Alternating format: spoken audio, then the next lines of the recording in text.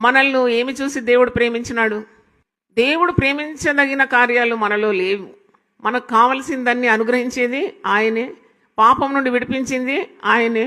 శాపం రాకుండా కాపాడింది ఆయనే. మన శరీరంలో ఉన్న అవయవాలన్నీ కాపాడింది ఆయనే. రోగము రాకుండా కాపాడింది ఆయనే.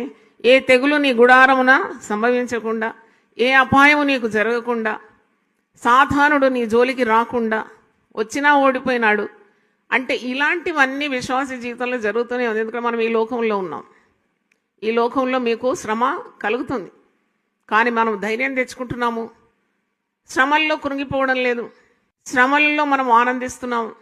మరి వీటన్నిటిలో మనము విజయాన్ని సాధిస్తున్నాము.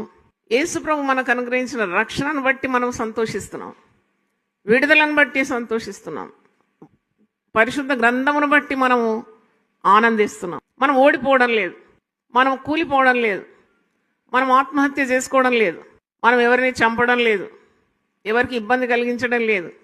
అందరి మేలు కోరుతున్నాం, అందరి కొరకు ప్రార్థన చేస్తున్నాం, అందరికీ సహాయం చేస్తున్నాం. అంటే we are more than conquerors of every situation. దేవుని స్తోత్రం. ప్రతి పరిస్థితి మీద దేవుడు మనకు విజయాన్ని ఇస్తున్నాడు. ప్రయోజనకరమైన వ్యక్తులుగా మనల్ని మార్చేసినాడు.